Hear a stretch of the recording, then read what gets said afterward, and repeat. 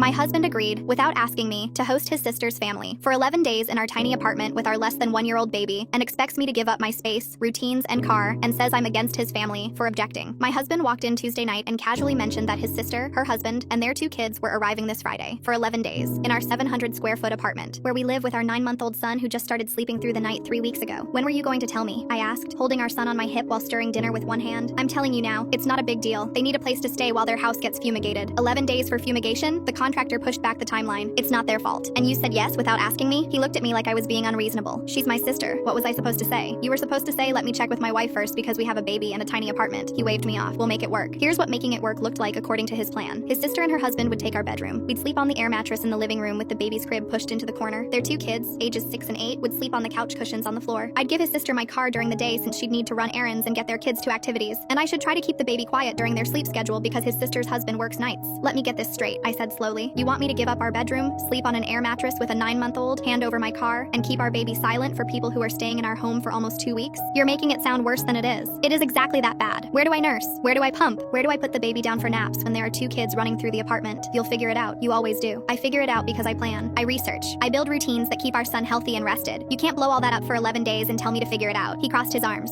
So you're against my family. There it was. The line he always used when I pushed back on anything involving his side. Like the time his mom rearranged our kitchen cabinets while babysitting and I was the bad guy for moving things back. Or when his brother borrowed our stroller and returned it broken and I was dramatic for being upset. I'm not against your family. I'm against being volunteered for something that affects every single part of my daily life without anyone asking my opinion. She's in a tough spot. Then help her find a short-term rental. Help her find a hotel. We can even help pay for it. But 4 extra people in 700 square feet with an infant is not a solution. It's a disaster. He told me I was being selfish. Then he called his sister on speaker to finalize the plan right in front of me. She was already packing. She asked if I could clear out the bedroom closet so she'd have space for her clothes. I stood there holding our son while my husband confirmed dates and parking and handed away our life without once looking at me. Friday came. They arrived with 9 pieces of luggage, a cooler, 2 folding chairs, and a Bluetooth speaker. The 6-year-old immediately started blasting. Within the first 2 hours, the 8-year-old spilled juice on the baby's playmat, their dad commandeered the TV remote, and my sister-in-law asked me where I keep the good towels. I gave up the bedroom, the car, and the closet space. I nursed our son in the bathroom because it was the only room with a lock. The air mattress deflated by midnight. I slept on the floor with the baby on my chest while my husband snored beside me. By day 3, I hadn't slept more than 2 hours straight. The baby's nap schedule was destroyed. Every time he fell asleep, one of the kids would slam a door or shriek and he'd wake up screaming. My sister-in-law told me maybe he needed a stricter routine. I nearly bit through my tongue. Day 5, my husband asked why I seemed so miserable. Because I'm living in my own apartment like a guest and nobody seems to notice or care. It's only 6 more days. Only 6 more days of not sleeping, not having a car, not having a bedroom, not having privacy, and being told I'm the problem for not smiling through it. You could try being more welcoming. I looked at him standing in our kitchen that his sister had already rearranged and said, I could, or you could try being my husband before being her brother. He didn't talk to me for the rest of the night. I started looking at short-term rentals on my phone, not for them, for me and the baby.